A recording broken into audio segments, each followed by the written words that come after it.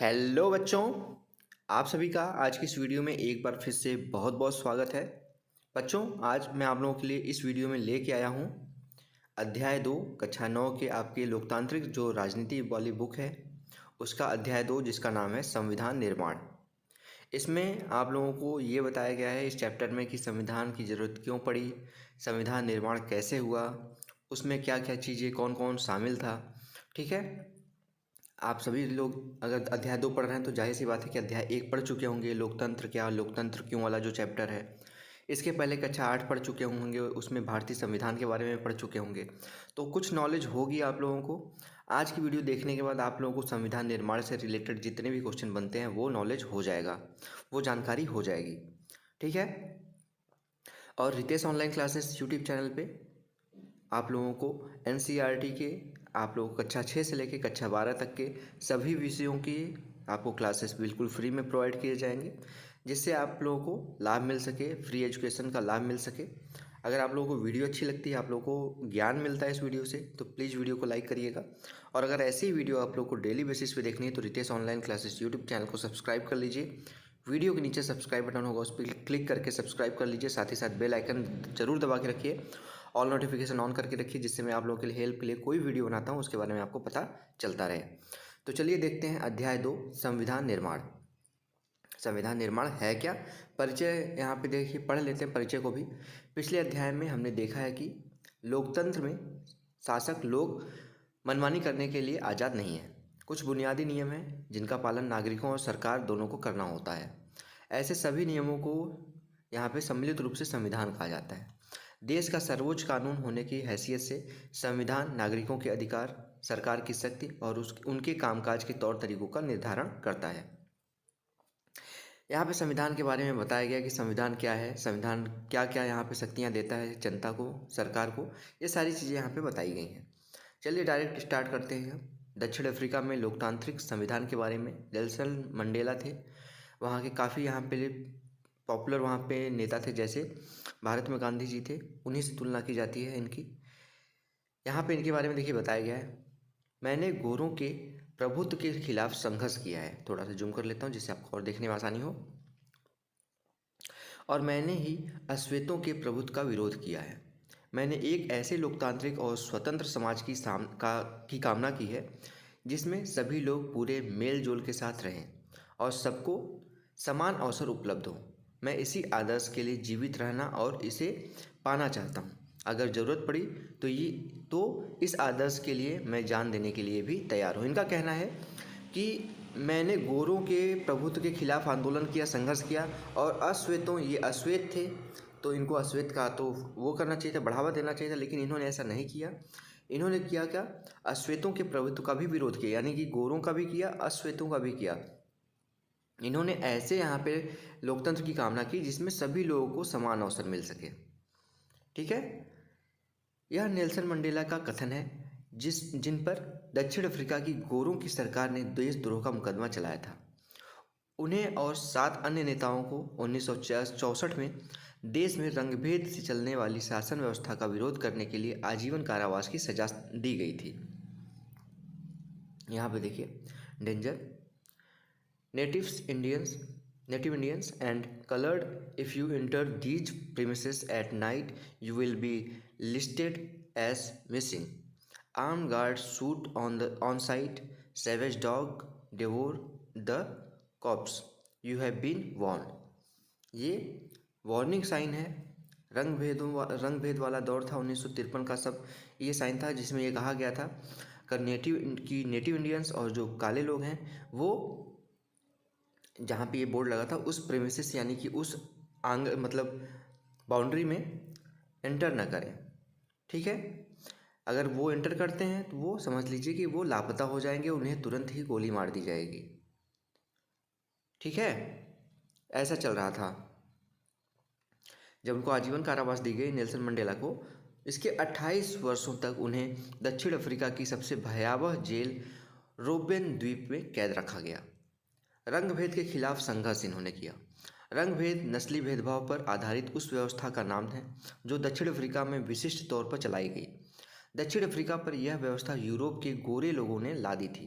17वीं और 18वीं सदी में व्यापार करने आए यूरोप की कंपनियों ने दक्षिण अफ्रीका को भी उसी तरह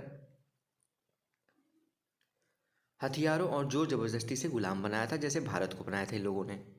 पर भारत से उलट काफ़ी बड़ी संख्या में गोरे लोग दक्षिण अफ्रीका में बस गए।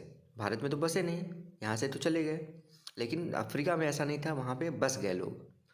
ठीक है। उन्होंने स्थानीय शासन को अपने हाथों में ले लिया। रंग भेद की राजनीति ने लोगों को उनकी चमड़ी के रंग के आधार पर बांट दिया।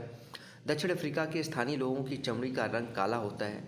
आबादी में उनका हिस्सा 3/4 है। 3/4 का मतलब समझिए, 75%, तब पर भी। और उन्हें अश्वेत कहा जाता है। श्वेत और अश्वेतों के अलावा वहाँ मिश्रित नस्लों जैसे जिन्हें रंगीन चमड़ी वाला कहा जाता है, और भारत से गए लोग भी वहाँ पे थे। गोरे शासक गोरों के अलावा शेष सबको छोटा और नीचा मानते थे। इन्हें वोट डालने का अधिकार भी नहीं था। रंगभेद की शासकीय नीति अश्वेतों के लिए खास तौर से दमनकारी थी। उन्हें गोरों की बस्तियों में रहने बसने की इजाज़त नहीं थी। परमिट होने पर भी वे वहां जाकर काम कर सकते थे। रेलगाड़ी, बस, टैक्सी, होटल, अस्पताल, स्कूल और कॉलेज, पुस्तकालय, सिनेमाघर, नाट्यगृह, समुद्र तट, तरलताल और सार्वजनिक शौचालयों तक में गोरों और कालों के लिए एकदम अलग अलग इंतजाम थे। इन्हें इसे पृथक्करण या अलग अलग करने के का इंतजाम कहा जाता था। काले लोग गोरों के लिए आरक्षित जगह तो क्या उनके गिरजाघर तक में नहीं जा सकते थे, यानी कि काले लोगों को कहीं पे भी जाने की इजाज़त नहीं थी। अश्वेतों को संगठन बनाने एवं भेदभावपूर्ण व्यवहार का विरोध करने का अधिकार नहीं था। 1950 से ही अश्वेत, रंगीन चमड़ी वाले और भारतीय मूल के लोगों ने रंगभेद प्रणाली के खिलाफ संघर्ष किया। उन्होंने विरोध प्रदर्शन किए और हड़तालें आयोजित की। भेदभाव वाली इस शासन प्रणाली का विरोध करने वाले संगठन अफ्रीकी नेशनल कांग्रेस के झंडे तले एकजुट हुए। ठीक है, यहाँ पे क्या सीखा? उनके पार्टी का नाम अफ्रीकी नेशनल कांग्रेस। इनमें कई मजदूर संगठन और कम्युनिस्ट पार्टी भी शामिल थी।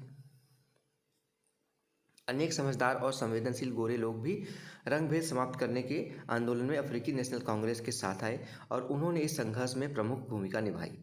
अनेक देशों ने रंगभेद की निंदा की और इस व्यवस्था के खिलाफ आवाज़ उठाई, लेकिन गोरी सरकार ने हजारे अश्वेत और रंगीन चमड़ी वाले लोगों की हत्या की और दमन करते हुए अपना शासन जारी रखा।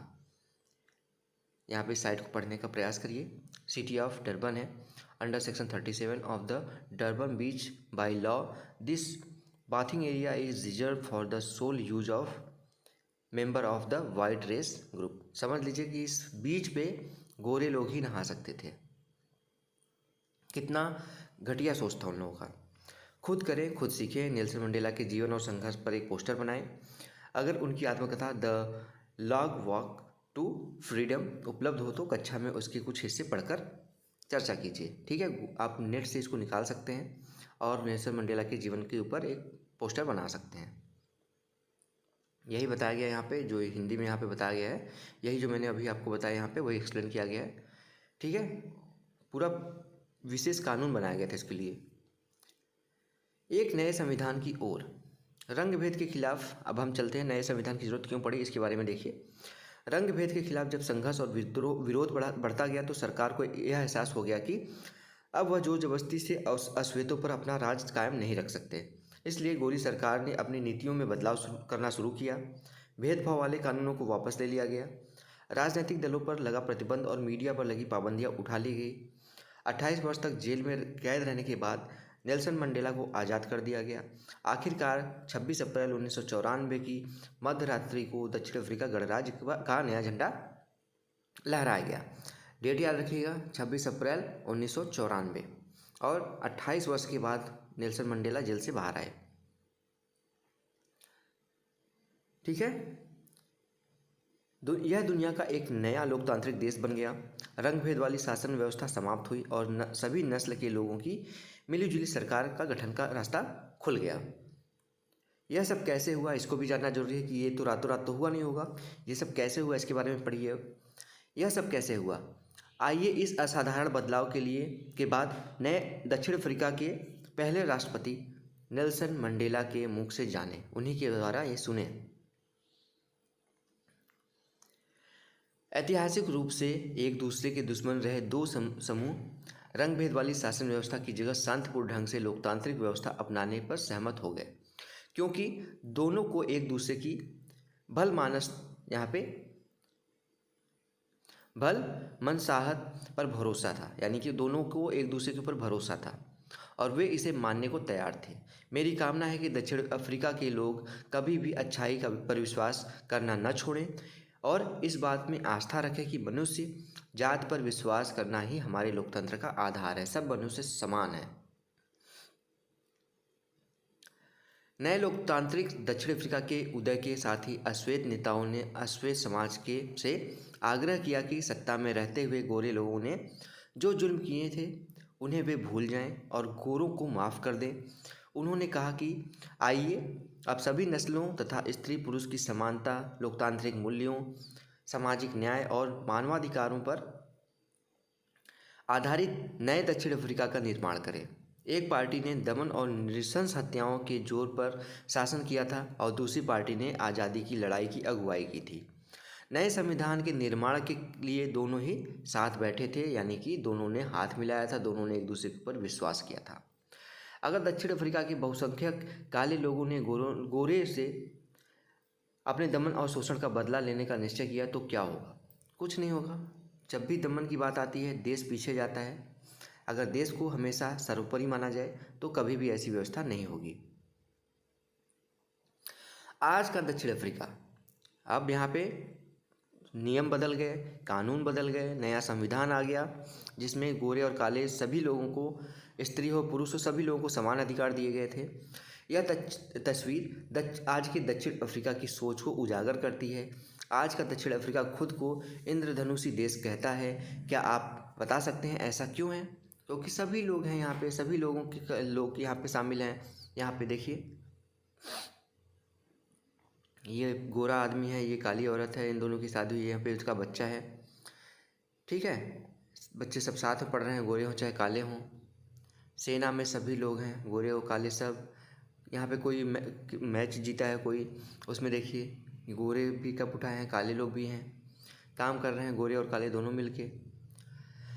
अफ्रीकी संविधान की प्रस्तावना ही इस भावना को बहुत खूबसूरत ढंग से व्यक्त करती है। दक्षिण अफ्रीकी संविधान से दुनिया भर के लोकतांत्रिक लोग प्रेरणा लेते हैं। 1994 तक जिस देश की दुनिया भर में अलोकतांत्रिक तौर तरीकों के लिए निंदा की जाती थी, आज उसे लोकतंत्र के मॉडल के रूप में देखा जाता है। यह काम दक्षिण अफ्रीकी लोगों द्वारा साथ रहने, साथ काम करने के दृढ़ निश्चय और पुराने कड़वे अनुभवों को आगे के इंद्रधनुषी समाज बनाने में एक सबक के रूप में यहाँ पे प्रयोग किया गया। इस समझदारी को दिखाने के लिए यहाँ पे इन लोगों ने काफ़ी अच्छा यहाँ पे प्रयास किया और इस चीज़ को जो 1994 से पहले यहाँ पे कहा जाता था कि अलोकतांत्रिक देश है, 1994 के बाद अन्य देश जो थे वो इससे शिक्षा लेने लगे कि लोकतंत्र को कैसे यहाँ पे जिया जाए। एक बार फिर मंडेला के शब्दों में देखिए, यहाँ पे दक्षिण अफ्रीका का संविधान इतिहास और भविष्य दोनों की बातें करता है। एक तरफ तो यह एक पवित्र समझौता है कि दक्षिण अफ्रीका के रूप में हम एक दूसरे से यह वायदा करते हैं कि हम अपने रंगभेदी, क्रूर और दमनकारी इतिहास को फिर से दोहराने की अनुमति नहीं देंगे। पर बात इतनी ही नहीं है, यह अपने देश को इसके सभी लोगों द्वारा वास्तविक अर्थ में साझा करने की घोषणा पत्र भी है। श्वेत और अश्वेत, स्त्री और पुरुष, यह देश पूर्ण रूप से हम सबका है। ठीक है, समझ गए? आप वेबसाइट पर जाके देख भी सकते हैं दक्षिण अफ्रीका के बारे में अधिक जानकारी के लिए। दक्षिण अफ्रीका के स्वतंत्रता संग्राम से आपको भारतीय राष्ट्रीय आंदोलन की याद आई होगी। इन बिंदुओं के आधार पर दोनों संघर्षों में समानताएं और असमानताएं बताइए। विभिन्न समुदायों के बीच संघर्ष, जैसे वहाँ पे था अफ्रीका में गोरे और काले लोगों पे, यहाँ पे भी था हिंदू, मुस्लिम, सिख, ईसाई, सभी में कुछ न कुछ में मतभेद थे। नेतृत्व यहाँ पे किया था गांधी जी ने, वहाँ पे मंडेला जी ने किया था। संघर्ष का नेतृत्व करने वाली पार्टी अफ्रीकी नेशनल कांग्रेस थी अफ्रीका में, भारतीय राष्ट्रीय कांग्रेस थी भारत में। संघर्ष का तरीका सेम था, लड़ाई झगड़ा नहीं था, शांति तरीके से यहाँ पे प्रदर्शन किया जाता था। उपनिवेशवाद का चरित्र यहाँ पे दिखाया गया था कि वहाँ पे भी गोरे लोगों ने किस प्रकार से शासन किया था, यहाँ पे भी। अब आ गया हमारा संविधान। हमें संविधान की ज़रूरत क्यों है? हमें एक संविधान की ज़रूरत क्यों है ये बताइए। अगर संविधान नहीं होगा तो कोई भी नियम नहीं होंगे, कोई कानून नहीं होगा, कोई अपने मन से कुछ करना चाहे तो कर सकता है, कोई भी यहाँ पे अगर अपराध करता है तो उसको सज़ा किस प्रकार से दी जाएगी, ये सारी चीज़ें क्या है संविधान के द्वारा ही यहाँ पे लिखी गई संविधान में, जिसको यहाँ पे फॉलो करके यहाँ पे सारी चीज़ें की जाती हैं। ठीक है, तो इसलिए हमको संविधान की ज़रूरत होती है। इसको पढ़ते हैं अब हमें एक संविधान की ज़रूरत क्यों है और संविधान क्या करता है। इस बात को हम दक्षिण अफ्रीका के उदाहरण से समझ सकते हैं। इस नए लोकतंत्र में दमन करने वाले और दमन सहने वाले दोनों ही साथ साथ समान हैसियत से रहने की योजना बना रहे थे। दोनों के लिए ही एक दूसरे पर भरोसा कर पाना आसान नहीं था।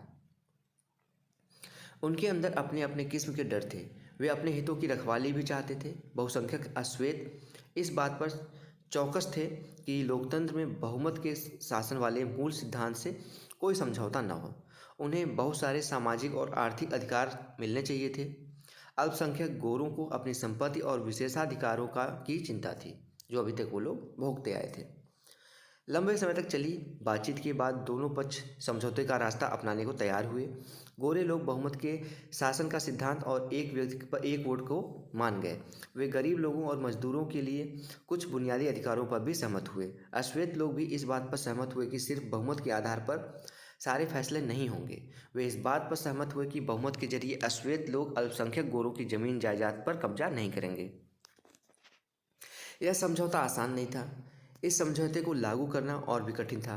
इसे लागू करने के लिए पहली ज़रूरत थी कि वे एक दूसरे पर भरोसा करें, और अगर वे एक दूसरे पर भरोसा कर भी लें तो क्या गारंटी है कि भविष्य में इसे तोड़ा नहीं जाएगा।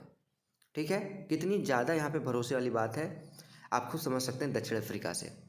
ऐसी स्थिति में भरोसा बनाने और बरकरार रखने का एक ही तरीका था कि जो बातें तय हुई हैं उन्हें लिखकर पढ़कर लिखत पढ़त में लिख यहाँ पे लिया जाए, यानी कि लिख दिया जाए उसको, जिसको लोग पढ़ सकें, जिससे सभी लोगों पर उन्हें मानने की बाध्यता रहे।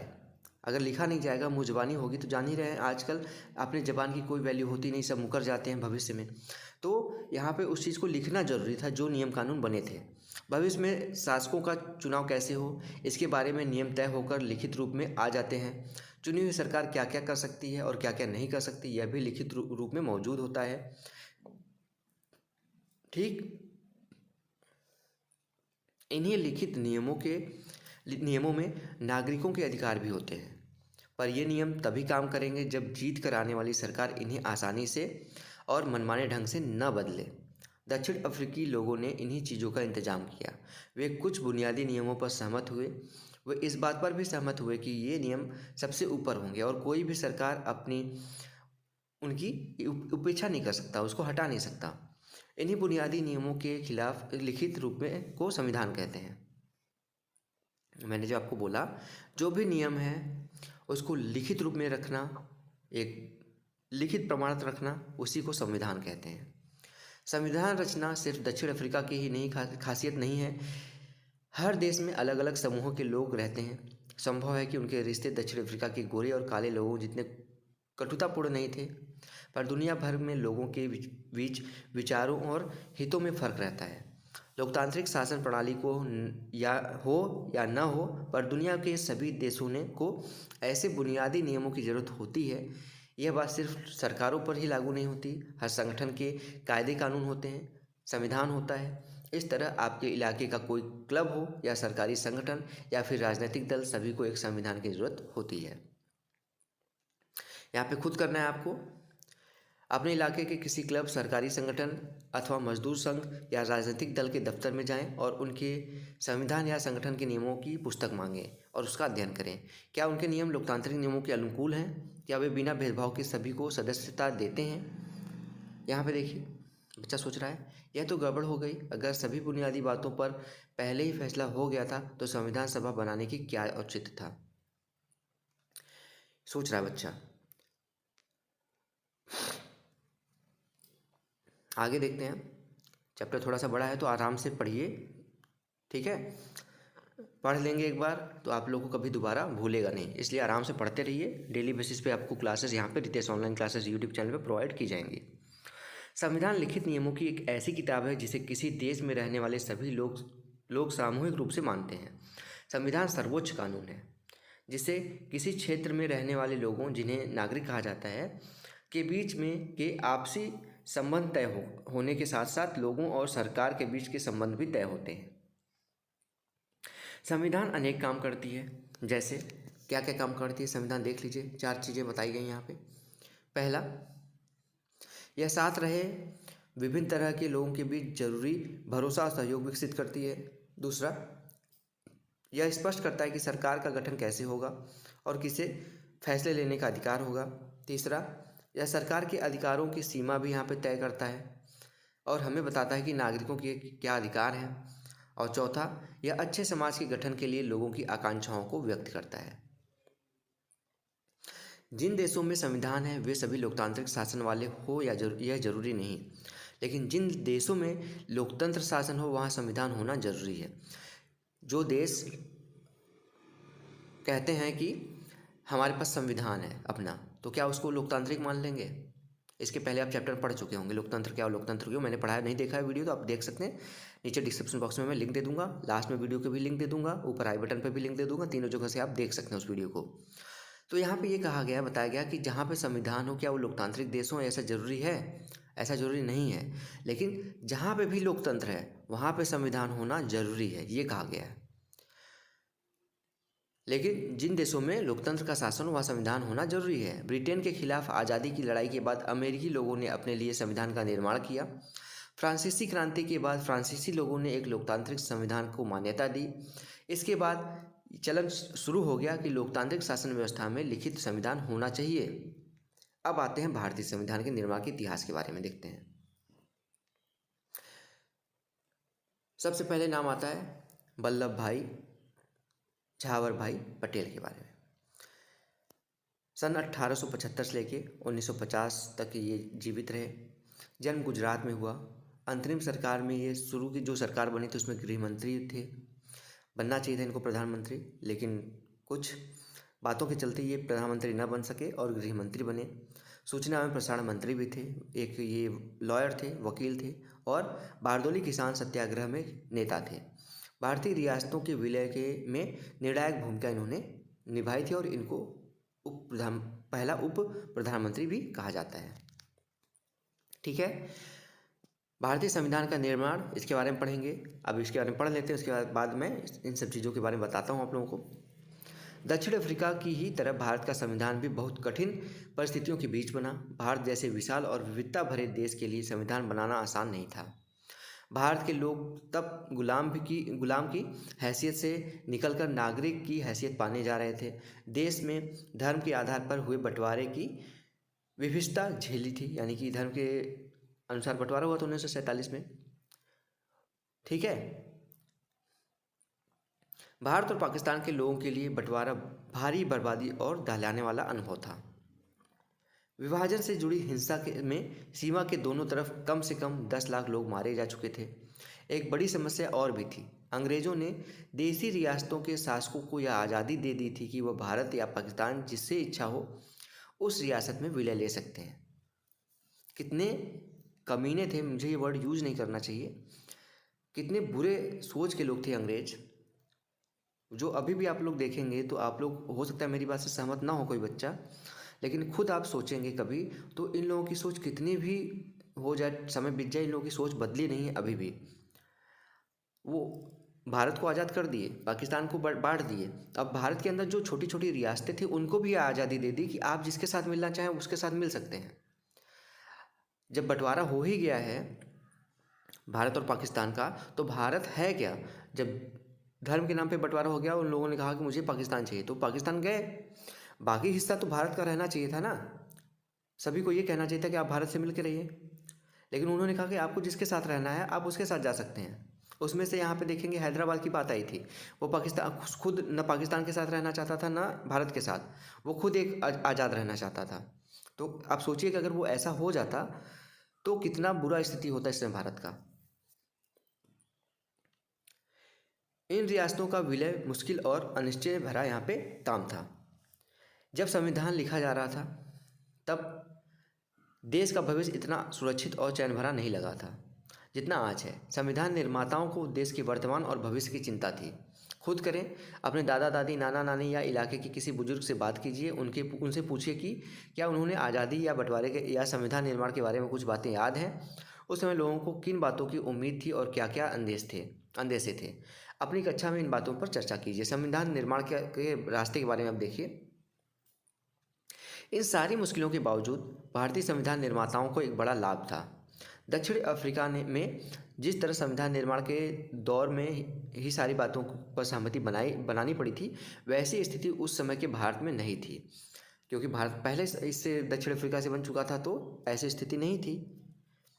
आज़ादी की लड़ाई के दौरान ही लोकतंत्र समेत अधिकांश बुनियादी बातों पर राष्ट्रीय सहमति बनाने का काम हो चुका था। हमारा राष्ट्रीय आंदोलन सिर्फ एक विदेशी सत्ता के खिलाफ संघर्ष भर नहीं था, यह न केवल अपने समाज को फिर से जगाने का, वरन अपने समाज और राजनीति को बदलने और नए सिरे से ढलने का आंदोलन भी था। आज़ादी के बाद भारत को किस रास्ते पर चलना चाहिए, इसे लेकर आज़ादी के संघर्ष के दौरान तीखे मतभेद थे। ऐसे कुछ मतभेद अब तक भी बने हुए हैं, पर कुछ बुनियादी विचारों पर लगभग सभी लोगों की सहमति कायम हो चुकी थी। अब साइड में जो दिया वो भी पढ़ लेते हैं, छूट जाएगा। सरोजिनी नायडू जी के बारे में बताया गया। 1879 ईस्वी से लेकर 1949 ईस्वी तक ये जीवित थी। आंध्र प्रदेश की एक गायिका थी, लेखिका थी, राजनीतिक कार्यकर्ता थी, कांग्रेस की अग्रणी महिला नेता थी, और बाद में ये क्या बनी, उत्तर प्रदेश की पहली यहाँ पे राज्यपाल बनी थी। याद रखिएगा ये बात। यहाँ तक पढ़ लिए। 1928 में ही मोतीलाल नेहरू और कांग्रेस के 8 अन्य नेताओं ने भारत का एक संविधान लिखा था। 1931 में कराची में हुए भारतीय राष्ट्रीय कांग्रेस के अधिवेशन में एक प्रस्ताव में यह रूपरेखा रखी गई थी कि आज़ाद भारत का संविधान कैसा होगा। इन दोनों ही दस्तावेजों में स्वतंत्र भारत के संविधान में सार्वभौम वयस्क मताधिकार, स्वतंत्रता और समानता का अधिकार और अल्पसंख्यकों के अधिकारों की रक्षा की बात की गई थी। इस प्रकार संविधान की रचना करने के लिए बैठने से पहले ही कुछ बुनियादी मूल्यों पर सभी नेताओं की सहमति बन चुकी थी। औपनिवेशिक शासन की राजनीतिक संस्थाओं और व्यवस्थाओं को जानने समझने से भी नई राजनीतिक संस्थाओं का स्वरूप तय करने में मदद मिली। अंग्रेजी हुकूमत ने बहुत कम लोगों को वोट का अधिकार दिया था। इसके आधार पर अंग्रेजों ने जिस विधायिका का गठन किया था वह बहुत कमज़ोर थी। 1937 के बाद पूरे ब्रिटिश शासन वाले भारत में प्रादेशिक असेंबलियों के लिए चुनाव कराए गए थे। इनमें बनी सरकारें पूरी तरह लोकतांत्रिक नहीं थी, पर विधानसभाओं में जाने और काम करने का अनुभव तब बहुत लाभदायक हुआ, क्योंकि इन्हीं भारतीय लोगों को अपनी संस्थाएं और व्यवस्थाएं बनानी थी और चलाना था। इसी कारण भारतीय संविधान में कई संस्थाओं और व्यवस्थाओं की पुरानी व्यवस्था से लगभग जस का तस अपना लिया गया, जैसे ही 1935 का भारत सरकार कानून। अबुल कलाम आज़ाद के बारे में देखिए। 1888 से लेके 1958 तक जीवित थे। जन्म कहाँ हुआ था? सऊदी अरब में। शिक्षाविद थे, लेखक थे, धर्मशास्त्रों के ज्ञाता थे, अरबी के विद्वान थे, कांग्रेसी नेता थे, राष्ट्रीय आंदोलन में अग्रणी भूमिका निभाए थे, मुस्लिम अलगाववादी राजनीति के विरोधी थे। बाद में पहले केंद्रीय मंत्रिमंडल में शिक्षा मंत्री ये बनाए गए थे।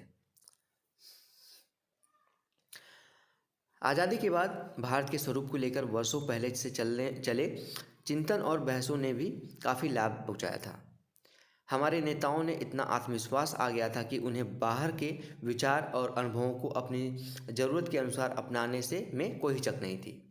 हमारे अनेक नेता फ्रांसीसी क्रांति के आदर्शों, ब्रिटेन के संसदीय लोकतंत्र के कामकाज और अमेरिका के अधिकारों की सूची से काफ़ी प्रभावित थे। रूस में भी हुई यहाँ पे समाजवादी क्रांति ने भी अनेक भारतीयों को प्रभावित किया और वे सामाजिक और आर्थिक समता पर आधारित व्यवस्था बनाने की कल्पना करने लगे थे। लेकिन वे दूसरों की सिर्फ नकल नहीं कर रहे थे, हर कदम पर वे यह सवाल पूछ रहे थे कि क्या ये चीज़ें भारत के लिए उपयुक्त होंगी। इन सभी चीज़ों में हमारे संविधान के निर्माण में मदद की थी। यानी कि बहुत जगहों से भारतीय संविधान में बहुत चीज़ें ली गई, लेकिन वो ये चीज़ें सिर्फ कॉपी नहीं कर ली गई। उन्होंने ये सोचा कॉपी करने से पहले, इस बात पे विचार विमर्श हुआ कि ये चीज़ें भारत के लिए आवश्यक हैं, भारत के लिए उपयोगी हैं कि नहीं हैं।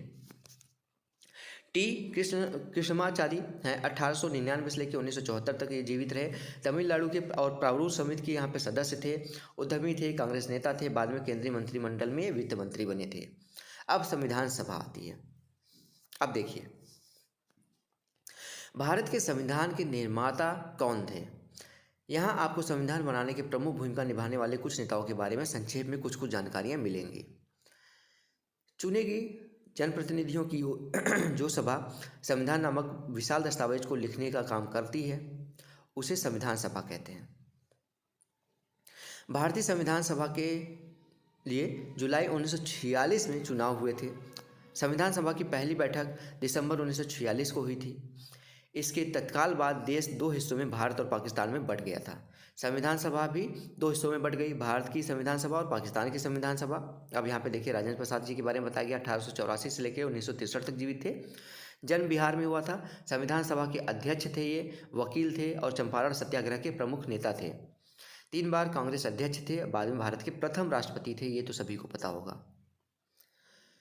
अब यहाँ पे जब बट गया, अब यहाँ पे जयपाल जी के बारे में देखिए, 1903 से लेकर 1970 तक जीवित थे। झारखंड खिलाड़ी और शिक्षाविद थे। भारतीय हॉकी टीम के पहले कप्तान थे जयपाल सिंह। आदिवासी महासभा के यहाँ पे संस्थापक अध्यक्ष थे। बाद में झारखंड पार्टी के संस्थापक भी बने। संविधान सभा में बट गई। भारतीय संविधान लिखने वाली सभा में 299 सदस्य थे। इसने 26 नवंबर 1949 को अपना काम पूरा किया। संविधान 26 जनवरी 1950 को लागू हुआ। आप सभी को पता है हर साल 26 जनवरी को रिपब्लिक डे यानी कि गणतंत्र दिवस मनाया जाता है। 26 जनवरी को गणतंत्र दिवस मनाते हैं। एच.सी. मुखर्जी के बारे में देख लीजिए, 1887 से लेकर 1956 तक बंगाल में जन्म हुआ था। संविधान सभा के उपाध्यक्ष थे। प्रसिद्ध लेखक और शिक्षाविद थे। कांग्रेसी नेता थे। ऑल इंडिया क्रिश्चियन काउंसिल और बंगाल विधानसभा के सदस्य थे। बाद में बंगाल के राज्यपाल बनाए गए थे। अब पढ़ते हैं यहाँ पे, इस सभा द्वारा 50 साल से भी पहले बनाए संविधान को हम क्यों मानते हैं। अब आप सभी को पता है कि 2024 चल रहा है, बना तो 1950 में लागू हुआ था, तो अभी तक हम उसको 75 साल हो गए, अभी भी क्यों मानते हैं उस संविधान को हम। कुछ तो खूबी होगी उसकी।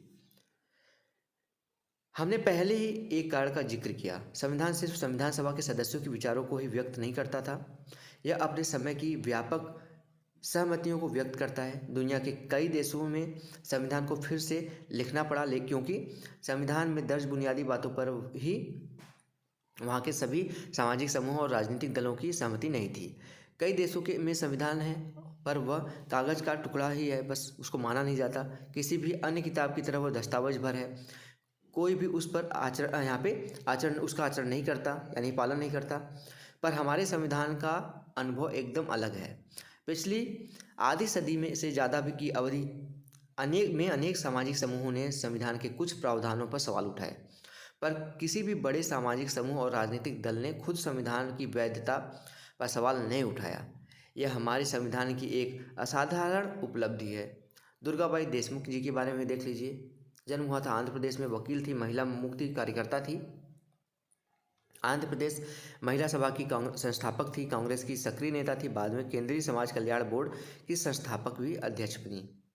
ठीक है, अब पढ़ते हैं आगे। संविधान को मानने का दूसरा कारण यह है कि संविधान सभा की भी भारत के लोगों का ही प्रतिनिधित्व कर रही थी। उस समय सार्वभौम मताधिकार के बारे में यहाँ पे बताया गया, वयस्क मताधिकार नहीं था, इसलिए संविधान सभा का चुनाव देश के लोग प्रत्यक्ष ढंग से नहीं कर सके थे।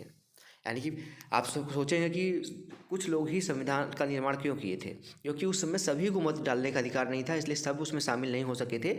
लेकिन वो उन लोगों द्वारा बनाया गया था जो हमारे प्रतिनिधि थे, इसलिए संविधान सभा का चुनाव देश के लोग प्रत्यक्ष ढंग से नहीं कर सके थे। इसका चुनाव मुख्य रूप से उन प्रांतीय असेंबलियों के सदस्यों ने किया था जिनका जिक्र हम पहले कर चुके हैं। इसके कारण देश के सभी भौगोलिक क्षेत्रों का इसमें उचित प्रतिनिधित्व हो गया था। इस सभा में भारतीय राष्ट्रीय कांग्रेस के सदस्यों का प्रभुत्व था, जिन्होंने राष्ट्रीय आंदोलनों की अगुवाई की थी अपने अपने क्षेत्रों में। पर स्वयं कांग्रेस के अंदर कई राजनीतिक समूह और विचारों के लोग थे। सभा में कई सदस्य ऐसे थे जो कांग्रेस के विचारों से सहमत नहीं थे। सामाजिक रूप से इस सभा के सभी लोग जात, धर्म, वर्ग और पेशों के लोग थे। अगर संविधान सभा का गठन सार्वभौम वयस्क मताधिकार के जरिए होता, तब भी इसका स्वरूप काफ़ी कुछ इसी तरह होता। अतः जिस तरह संविधान सभा के में काम किया, वह संविधान को एक तरह की पवित्रता और वैधता देता है। संविधान सभा का काम काफ़ी व्यवस्थित, खुला और सर्वसम्मति बनाने के प्रयास पर आधारित था। सबसे पहले कुछ बुनियादी सिद्धांत तय किए गए और उन पर सहमति बनाई गई। फिर प्रारूप कमेटी के प्रमुख डॉक्टर भीमराव अंबेडकर ने चर्चा के लिए एक प्रारूप संविधान बनाया, मतलब एक संविधान का एक डेमो बनाया, उस पर चर्चा की गई। फिर इसके बाद हमारा जो संविधान था उसको लागू किया गया, बनाया गया। संविधान के प्रारूप की प्रत्येक धारा पर कई दौर पे चर्चा हुई, मतलब एक एक धाराएं जो लिखी गई उसमें, उस पर कई बार चर्चा हुई। 2000 से ज़्यादा संशोधन पर विचार हुआ। 3 वर्षों के में कुल 114 दिनों की गंभीर चर्चा हुई। सभा में पेश हर प्रस्ताव, हर शब्द और वहाँ कही गई हर बात को रिकॉर्ड किया गया और सभा यहाँ पे संभाल के रखा गया। इन्हें कॉन्स्टिट्यूएंट असेंबली डिबेट्स नाम से 112 यहाँ पे 12 मोटे मोटे खंडों में प्रकाशित किया गया। इन्हीं बहसों से हर प्रावधान के पीछे की सोच और तर्क को समझा जा सकता है। संविधान की व्याख्या के लिए भी इस बहस के दस्तावेजों का उपयोग होता रहता है। अब यहाँ पे देखिए, यहाँ बताया गया भारतीय संविधान निर्माताओं के बारे में यहाँ दी गई सभी जानकारियों को पढ़ें। आपको यह जानकारी कंठस्थ करने की जरूरत नहीं है। इस आधार पर निम्नलिखित कथनों के पक्ष में उदाहरण प्रस्तुत करें। पहला है, संविधान सभा में ऐसे अनेक सदस्य थे जो कांग्रेसी नहीं थे। दूसरा, सभा में समाज के अलग अलग समूहों का प्रतिनिधित्व करने वाले थे। तीसरा, सभा के सदस्यों की विचारधारा भी अलग अलग थी, तो ये नहीं कहा जा सकता कि एक ही विचारधारा से संविधान निर्माण हुआ था। बलदेव सिंह के बारे में देख लीजिए, 1901 से लेकर 1961 तक जन्म हरियाणा में हुआ था। सफल बिजनेसमैन थे। पंजाब विधानसभा के पंथल अकाला पार्टी के नेता थे। संविधान सभा में कांग्रेस द्वारा मनोनीत थे। बाद में केंद्रीय मंत्रिमंडल में रक्षा मंत्री बनाए गए थे। उसके बाद देखिए यहाँ पे भारतीय संविधान के बुनियादी मूल्य। इस किताब में हम विभिन्न विषयों पर संविधान के प्रावधानों पर अध्ययन करेंगे। अभी हम यही जानने की कोशिश करें कि हमारे संविधान में के पीछे का दर्शन क्या है। यह काम हम 2 तरीकों से कर सकते हैं। अपने नेताओं के संविधान संबंधी विचार पढ़कर हम इस बात को समझ सकते हैं, परंतु हमारा संविधान स्वयं अपने दर्शन के बारे में जो कहता है उसे पढ़ना भी उतना ही जरूरी है। संविधान की प्रस्तावना यही काम करती है। आइए इस पर बारी बारी से गौर करते हैं। अभी पढ़ते हैं इसको। भेदभाव और गैर बराबरी मुक्त भारत का सपना डॉक्टर भीमराव अंबेडकर के मन में भी था, जिन्होंने संविधान निर्माण में महत्वपूर्ण भूमिका निभाई थी। असमानता कैसे दूर की जा सकती है, इस बारे में उनके विचार दूसरों से अलग नहीं थे। उन्होंने अक्सर गांधी जी और उनके नज़रिए की कटु आलोचना की। संविधान सभा में दिए गए उनके अंतिम भाषण में उन्होंने अपनी चिंताओं पर बहुत स्पष्ट ढंग से उसको रखा था। अब यहाँ पे देखें, सपने और वायदे। आप में से कुछ को भारतीय संविधान निर्माताओं की सूची के में एक बड़ा नाम न होने पर हैरानी हुई होगी, यानी महात्मा गांधी का।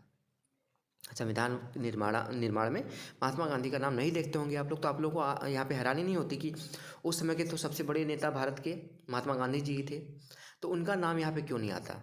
उन्होंने क्या कोई योगदान नहीं दिया था संविधान निर्माण में? वे संविधान के सभा के सदस्य नहीं थे, पर संविधान सभा के अनेक सदस्य उनके विचारों के अनुयायी थे। 1931 में अपनी पत्रिका यंग इंडिया में उन्होंने संविधान से अपनी अपेक्षा के बारे में लिखा था। ये लिखा है उन्होंने, मैं भारत के लिए ऐसे संविधान चाहता हूँ जो उसे गुलामी और अधीनता से मुक्त करे। मैं ऐसे भारत के लिए प्रयास करूँगा जिसे सबसे गरीब व्यक्ति भी अपना माने और उसे लगे कि देश को बनाने में उसकी भी भागीदारी है। ऐसा भारत जिसमें लोगों का उच्च वर्ग और निम्न वर्ग न रहे। ऐसा भारत जिससे सभी समुदाय के लोग पूरे मेल जोल से रहें। ऐसे भारत में छुआछूत या शराब और नशीली चीज़ों के लिए कोई जगह न हो। औरतों को भी मर्दों जैसे अधिकार हों। मैं इससे कम पर संतुष्ट नहीं होऊंगा। यानी कि उन्होंने जो कहा था इसको यहाँ पे इंक्लूड किया गया था। इसलिए ये नहीं कह सकते कि संविधान जो बनाया गया उसमें गांधी जी का कोई योगदान नहीं था। कन्हैयालाल मणिकलाल मुंशी 1887 से लेकर 1971 तक ये जीवित थे। जन्म गुजरात में हुआ था। वकील, इतिहासकार और भाषाविद थे। कांग्रेसी नेता और गांधीवादी थे। गांधी जी के विचारों पर चलने वाले थे। बाद में केंद्रीय मंत्रिमंडल में मंत्री स्वतंत्र पार्टी के संस्थापक भी थे। अगला देखिए श्यामा प्रसाद मुखर्जी के बारे में देखिए दिखाया गया है। 1901 से लेकर 1953 जन्म पश्चिम बंगाल में हुआ था। अंतरिम सरकार में उद्योग एवं आपूर्ति मंत्री थे। शिक्षाविद और वकील थे। हिंदू महासभा में सक्रिय हैं, मतलब थे उस समय। बाद में भारतीय जनसंघ के संस्थापक बने, जो अब भारतीय जनता पार्टी के नाम से जानी जाती है। ठीक है। भीमराव अंबेडकर जी के बारे में देख लीजिए, बहुत जरूरी है। 1891 से लेकर 1956 तक जीवित थे। जन्म मध्य प्रदेश में हुआ था। प्रारूप कमेटी के अध्यक्ष थे ये। सामाजिक क्रांतिकारी चिंतक, जातिगत बंटवारे और भेदभाव के खिलाफ अग्रणी आंदोलनकारी थे। बाद में स्वतंत्र भारत की पहली सरकार में कानून मंत्री, रिपब्लिकन पार्टी ऑफ इंडिया के संस्थापक थे ये। 26 जनवरी 1950 को हम विरोधाभासों से भरे जीवन में प्रवेश करने जा रहे थे। राजनीति के मामलों में हमारे यहाँ समानता होगी, पर आर्थिक और सामाजिक जीवन असमानताओं से भरा होगा। राजनीति में हम एक व्यक्ति एक वोट और हर वोट का समान महत्व के सिद्धांत को मानेंगे। अपने सामाजिक और आर्थिक जीवन में हम अपने सामाजिक और आर्थिक ढांचे के कारण ही एक व्यक्ति एक वोट के सिद्धांत को नकारना जारी रखेंगे। हम इस विरोधाभासपूर्ण जीवन को कितने लंबे समय तक जीते रहेंगे? हम अपने सामाजिक और आर्थिक जीवन में कब तक समानता को नकारते रहेंगे? अगर यह नकारना ज़्यादा लंबे समय तक चला तो हम अपने राजनीतिक लोकतंत्र को ही संकट में डालेंगे। आखिर में आइए हम 15 अगस्त 1947 की मध्य रात्रि के समय संविधान सभा में दिए गए जवाहरलाल नेहरू के प्रसिद्ध भाषण को याद करें। पढ़ते हैं एक बार फिर से उनको। पहले देख लीजिए पंडित जवाहरलाल नेहरू के बारे में। 1889 में ये पैदा हुए थे और 1964 में इनकी मृत्यु हुई थी। जन्म उत्तर प्रदेश में हुआ था। अंतरिम सरकार के प्रधानमंत्री थे ये। वकील थे, कांग्रेस नेता थे। समाजवाद और लोकतंत्र और साम्राज्यवाद विरोध के पक्षधर थे। बाद में भारत के प्रथम प्रधानमंत्री बने, ये सभी को पता है। अब इन्होंने क्या कहा था उसके बारे में देखते हैं। वर्षों पहले हमने अपनी नियति के साथ साक्षात्कार किया था और अब वक्त आ गया है कि हम अपने वायदों पर अमल करें, पूरी तरह या हर तरह के से नहीं तो काफ़ी हद तक। घड़ियाँ जब ठीक मध्य रात्रि पर घंटा बजाएंगी, जब सारी दुनिया सोती रहेगी, तब भारत नए जीवन की शुरुआत करेगा, आज़ाद होगा।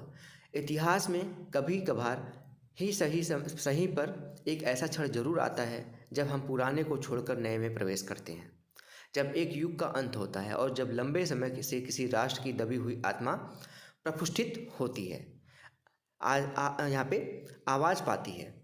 ऐसे पवित्र क्षण में हम अपने आप को भारत और उनके लोगों तथा उससे भी अधिक मानवता की सेवा में समर्पित करें। यही हमारे लिए उचित है। आज़ादी और सत्ता जिम्मेवारियां लाती हैं। भारत के संप्रभु लोगों का प्रतिनिधित्व करने वाली इस प्रभुता संपन्न सभा के ऊपर अब जिम्मेदारी है। आज़ादी के जन्म से पूर्व हमने पूरी प्रसव पीड़ा झेली है और इस क्रम में हुए दुखों से हमारा दिल भारी है। इसमें कुछ दर्द अभी भी बने हुए हैं, फिर भी इतिहास अब बीत चुका है और अब भविष्य हमें सुनहरे संकेत दे रहा है। यह भविष्य बहुत आराम करने और सुस्ताने का नहीं, बल्कि उन वायदों को पूरा करने के लिए निरंतर प्रयास करने का है जिन्हें हम अक्सर किया करते हैं। और एक शपथ हम आज भी लेंगे। भारत की सेवा करने का अर्थ है दुख और परेशानियों में पड़े लाखों करोड़ों लोगों की सेवा करना। इसका अर्थ है दरिद्रता का, अज्ञानता का और बीमारियों का, अवसर की असमानता का अंत करना। हमारे युग में के महानतम आदमी की कामना हर आँख से आंसू पोंछने की है। संभव है कि यह काम हमारे भर से पूरा न हो, पर जब तक लोगों की आंखों में आंसू है, कष्ट है, तब तक हमारा काम खत्म नहीं होगा। ये पंडित जवाहरलाल नेहरू ने आज़ादी के समय 12 बजे रात्रि में जब सभा हुई थी उसमें बोले थे ये शब्द। सोमनाथ लाहिड़ी जी 1901 में जन्म हुआ था। 1984 में इनकी मृत्यु हुई थी। पश्चिम बंगाल में थे इनका जन्म हुआ था। लेखक और संपादक, भारतीय कम्युनिस्ट पार्टी के नेता, बाद में पश्चिम बंगाल विधानसभा के अध्यक्ष बने थे ये। यहाँ पे देखिए 3 चीज़ें आपको यहाँ पे गौर करना है, पहचानिए कि पहले दिए तीनों उदाहरण को गौर से पढ़िए। पहचानिए कि कौन सा एक विचार इन तीनों यहाँ पे उदाहरणों में उपस्थित है। दूसरा है यहाँ पे इन 3 उदाहरणों में इस साझे विचार को व्यक्त करने का तरीका किस तरह एक दूसरे से भिन्न है। अब देखिए संविधान का दर्शन आता है। संविधान दिखाया जाएगा आपको थोड़ा सा। जिन मूल्यों में स्वतंत्रता संग्राम की प्रेरणा दी और उसे दिशा निर्देश दिए तथा जो इस क्रम में जांच परख लिए गए थे, वे भी भारतीय लोकतंत्र का आधार बने। भारतीय संविधान की प्रस्तावना में इन्हें शामिल किया गया। भारतीय संविधान की सारी धाराएं इन्हीं के अनुरूप बनी हैं। संविधान की शुरुआत बुनियादी मूल्यों की एक छोटी सी उद्देशिका के साथ होती है। इसे भारतीय संविधान की प्रस्तावना या उद्देशिका कहते हैं। इसको प्रस्तावना तो कहते हैं, साथ में इसको उद्देशिका भी कहते हैं। अमेरिकी संविधान की प्रस्तावना से प्रेरणा लेकर समकालीन दुनिया के अधिकांश देश अपने, यहाँ पे देखिए, संयुक्त राष्ट्र में राज्य में हम सभी लोग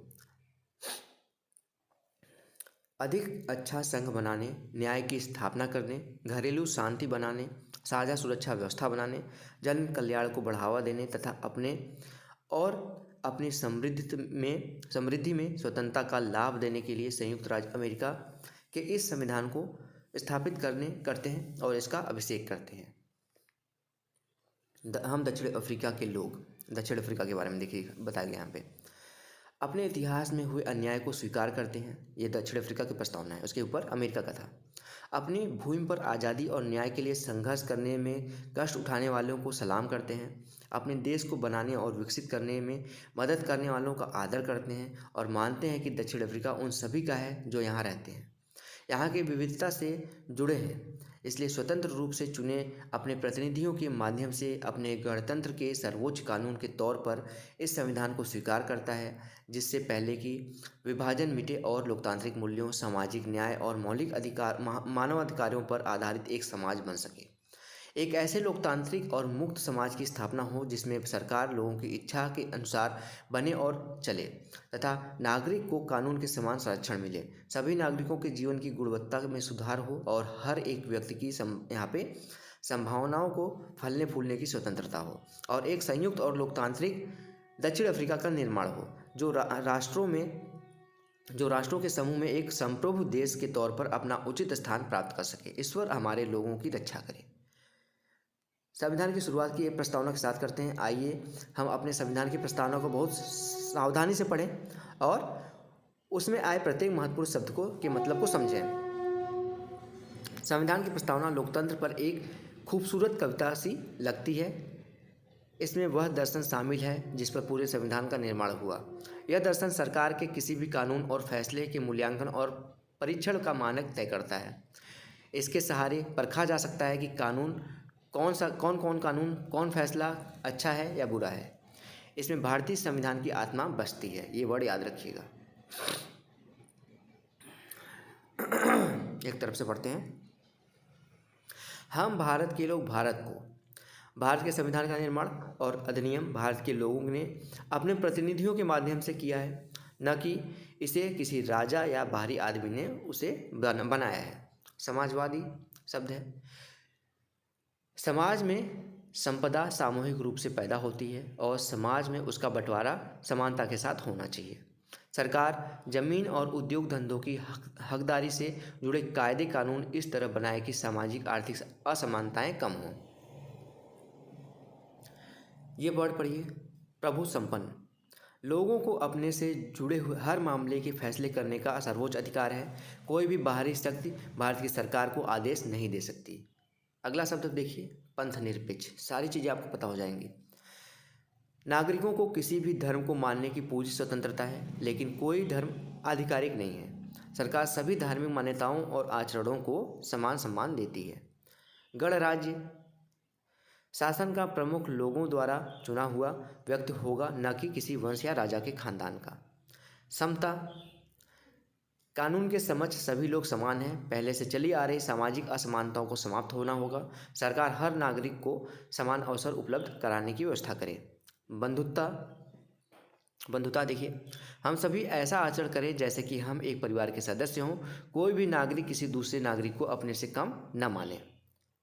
स्वतंत्रता, नागरिक कैसे सोचें, किस तरह अपने विचारों को अभिव्यक्त करें और अपने विचारों पर किसी तरह अमल करें, इस पर कोई यहाँ पे अनुचित पाबंदी नहीं होगी। न्याय, नागरिकों के साथ उनकी जात, धर्म और लिंग के आधार पर भेदभाव नहीं किया जा सकता। लोकतंत्रात्मक सरकार का एक ऐसा स्वरूप जिसमें लोगों को समान राजनीतिक अधिकार प्राप्त रहें। लोग अपने शासन का चुनाव करते हैं और उसे जवाबदेह बनाते हैं। यह सरकार कुछ बुनियादी नियमों के अनुरूप चलती है। सारे शब्द देख लिए। भारत का संविधान, ये देखिए, उद्देशिका यानी कि प्रस्तावना। हम भारत के लोग भारत को एक संपूर्ण प्रभुत्व संपन्न समाजवादी पंथनिरपेक्ष लोकतंत्रात्मक गणराज्य बनाने के लिए तथा उसके समस्त नागरिकों को सामाजिक, आर्थिक और राजनीतिक न्याय, विचार, अव्यक्त विश्वास, धर्म और उपासना की स्वतंत्रता, प्रतिष्ठा और अवसर की समानता प्राप्त कराने के लिए तथा उन सबके में व्यक्ति की गरिमा और राष्ट्र की एकता और अखंडता सुनिश्चित करने वाली बंधुता बढ़ाने के लिए दृढ़ संकल्प होकर अपनी संविधान सभा में आज तारीख 26 नवंबर 1949 मिति मार्गशीर्ष शुक्ला सप्तमी संवत 2006 विक्रमी को एकत्रित द्वारा इस संविधान को अंगीकृत, अधिनियमित और यहाँ पे आत्मार्पित करते हैं। पढ़ दिया आपने नोट। यहाँ पे एक चीज़ याद रखिएगा, समाजवादी और पंथनिरपेक्ष 42वें संविधान संशोधन 1976 में संविधान की उद्देशिका में जोड़ा गया था। दो शब्द, समाजवादी, पंथनिरपेक्ष। ठीक, मूल संविधान में ये दोनों शब्द नहीं थे उसके प्रस्तावना में। थोड़ा सा और बचा है, पढ़ लेते हैं। संयुक्त राज्य अमेरिका, भारत और दक्षिण अफ्रीका के संविधानों की प्रस्तावना की तुलना कीजिए। इन सभी में जो विचार साझा हैं उनकी सूची बनाइए। इन सभी में कम से कम एक बड़े अंतर को रेखांकित करिए। क्या अंतर है? एक अंतर को। तीनों में से कौन सी प्रस्तावना अतीत की ओर संकेत करती है? अगला है, इन प्रस्तावनाओं में से कौन सी ईश्वर का आह्वान नहीं करती? भारत के संविधान, ये मैं बता दे रहा हूँ। संस्थाओं का स्वरूप कैसा होगा, इसको भी पढ़ लेते हैं। थोड़ा सा बचाओ, देखेंगे, इसके बाद ये समाप्त होता है। संस्थाओं का स्वरूप। संविधान सिर्फ मूल्यों और दर्शन का बयान भर नहीं है। जैसा कि हमने पहले जिक्र किया है, संविधान इन मूल्यों का संस्थागत रूप देने की कोशिश है, जिसे हम भारत का संविधान कहते हैं। उसका अधिकांश हिस्सा इन्हीं व्यवस्थाओं को तय करने वाला है। यह एक बहुत ही लंबा और विस्तृत दस्तावेज है, इसलिए समय समय पर इसे नया रूप देने के लिए इसमें बदलाव करनी पड़ती है। भारतीय संविधान के निर्माताओं को लगा कि इसे लोगों की भावनाओं के अनुरूप चलना चाहिए और समाज में हो रहे बदलावों को दूर नहीं रखना चाहिए। उन्होंने इसी पवित्र, स्थायी और न बदले जाने वाले कानून के रूप में नहीं देखा। जैसे कि अफ्रीका का आपने संविधान देखा, वहाँ पे क्या है, उसको बदला नहीं जा सकता कुछ कानूनों को। लेकिन भारतीय जो यहाँ पे जिन्होंने बनाया था संविधान को, उन्होंने ये देखा कि समय के साथ अगर बदलाव आए तो संविधान में भी बदलाव की ज़रूरत पड़ती है। ठीक है, इसलिए यहाँ पे उन्होंने बदलावों को समय समय पर शामिल करने का प्रावधान भी रखा। इन बदलावों को संविधान संशोधन कहते हैं। संविधान ने संस्थागत व्यवस्थाओं को बड़ी कानूनी भाषा में दर्ज किया है। अगर आप संविधान को पहली बार पढ़ें तो इसे समझना मुश्किल लगेगा। फिर भी संस्थाओं के बुनियादी स्वरूप को समझना बहुत मुश्किल नहीं है। किसी भी संविधान की तरह भारतीय संविधान भी वे नियम बताता है जिनके अनुसार शासकों का चुनाव किया जाएगा। इसमें स्पष्ट लिखा है कि किसके पास कितनी शक्ति होगी और कौन किसके बारे में फैसला लेगा। साथ ही संविधान नागरिकों का कुछ स्पष्ट अधिकार देकर सरकार के लिए लक्ष्मण रेखा तय कर देता है कि सरकार इसके आगे नहीं बढ़ सकती। पुस्तक के शेष तीन अध्याय भारतीय संविधान के इन्हीं तीनों पक्षों के बारे में है। जो तीसरा, चौथा, पाँचवां चैप्टर है, आगे मैं इसके बारे में बताऊंगा। प्रत्येक अध्याय में हम कुछ प्रमुख संवैधानिक प्रावधानों पर नज़र डालेंगे और यह समझने की कोशिश करेंगे कि लोकतांत्रिक राजनीति में ये किस तरह काम करेंगे। लेकिन यह किताब भारतीय संविधान के द्वारा स्थापित सारी प्रमुख संस्थाओं और व्यवस्थाओं को नहीं समेटेगी। यानी कि सारी चीज़ों को यहाँ पे इसी किताब में बता देंगे तो संविधान तो यही हो जाएगा। इसके कुछ पहलुओं पर आप अगले वर्ष यानी कि कक्षा 10 में भी चर्चा करेंगे। अब यहाँ पे देखिए कुछ वर्ड है जो आपने सीखे हैं आज के चैप्टर में। रंग भेद। दक्षिण अफ्रीका की सरकार की 1948 से लेकर 1989 के बीच काले लोगों के साथ नस्ली अलगाव और खराब व्यवहार करने वाली शासन व्यवस्था थी। धारा किसी दस्तावेज का खास हिस्सा अनुच्छेद होता है। जैसे संविधान देश का सर्वोच्च कानून, इसमें किसी भी देश की राजनीति और समाज को चलाने वाली मौलिक कानून होते हैं। संविधान संशोधन देश की सर्वोच्च विधायी संस्था द्वारा उस देश में के संविधान में किया जाने वाला बदलाव। संविधान सभा जनप्रतिनिधियों की वह सभा जो संविधान लिखने का काम करती है। प्रारूप किसी कानून दस्तावेज का प्रारंभिक रूप कैसा था वो। दर्शन किसी सोच और काम को दिशा देने वाले सबसे बुनियादी विचार। प्रस्तावना संविधान का वह पहला कथन जिसमें कोई देश अपने संविधान के बुनियादी मूल्यों और अवधारणाओं को स्पष्ट ढंग से दिखाता है। जैसे आपके बुक का आगे का वो होता है जिसमें आपको सारे चैप्टर दिखाए जाते हैं, उसी तरह से प्रस्तावना होता है। देशद्रोह देश की सरकार को उखाड़ देने वाले की कोशिश करने का अपराध। अब आपका आता है क्वेश्चन आंसर।